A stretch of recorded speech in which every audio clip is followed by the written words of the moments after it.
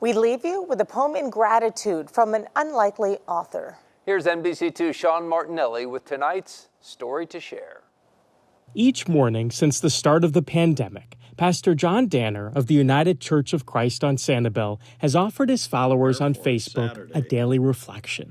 For July the 10th, or July the 9th, or July 8th. The series is called Poem and a Prayer. It features work from authors you most certainly have heard of, and some you likely haven't. What was your reaction when you got the poem? You know how you may say, well, that's who I want to be when I grow up. Even at 66, I still say that sometimes. George Irwin is who I want to be when I grow up. George Irwin is a retired physician. He now lives in a Fort Myers skilled nursing facility alone after his wife of 75 years passed away.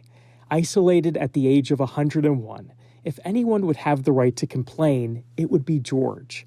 That is why Pastor Danner was taken aback. Yeah, absolutely. I'm spending my day when he received 22 rhyming lines from George about gratitude, about simple things, crossword puzzles, Skype calls with family, and his view of Osprey outside his one window.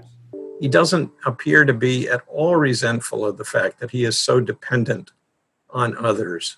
He seems to be grateful for the help he receives. Okay, can you hear me all right? Yes, can you hear me? Yes. When we spoke with George, it was clear his physical abilities had diminished. We're talking, we're here. Hard to believe, isn't it?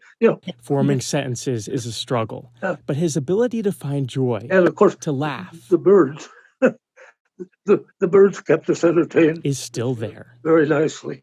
Where do you think that positive outlook comes from?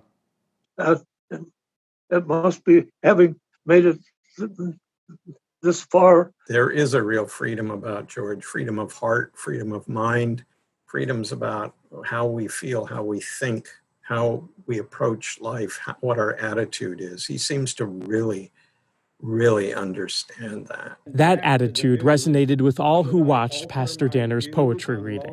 The 300-plus views, while modest by most standards, was far higher than George could have ever anticipated.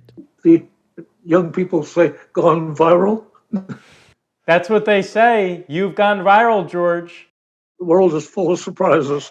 The world sure is full of surprises. And hearing this man's outlook has been nothing but a pleasant one. In Fort Myers, Sean Martinelli, NBC2.